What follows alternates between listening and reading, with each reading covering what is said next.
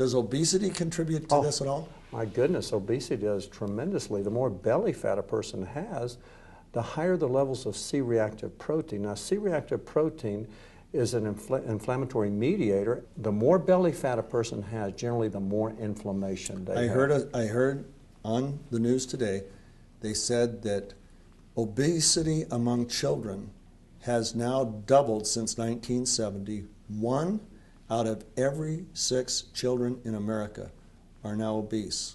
Right, I heard 17% are obese in children, 34% of adults, which is epidemic. Wow.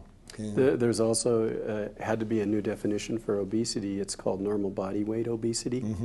And what it amounts to is your body weight may be comparable to what's appropriate for your age and your frame, but this belly fat is absolutely critical, because if your belt size is too big, you're collecting it in this midsection here, and that is probably more important than what we call BMI or your body mass index.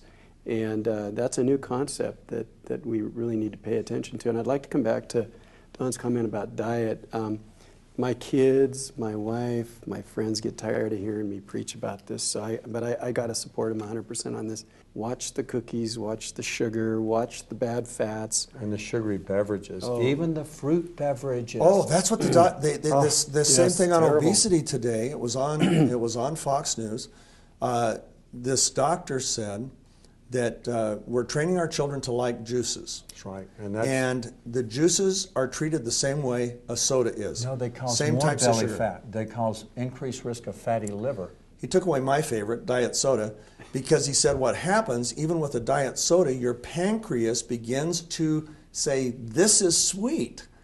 So it begins to change its reaction as if it was taking in sugar. Have you heard that? Yes, absolutely. And so he says it doesn't, he says initially a diet soda may help you from putting on weight, but very quickly your pancreas begins to react to it the same way it reacts to ingesting sugar, and so you get the same result. You end up putting on the body fat. Well, there was a study out of San Antonio that found that people who drank 2 or more diet sodas actually gained more weight than people who drank regular sodas, because that super sweetness is still causing physiological reactions like insulin spikes, which create inflammation, which cause the body to store more fat, which raises cholesterol, raises triglycerides, raises blood sugar, of course.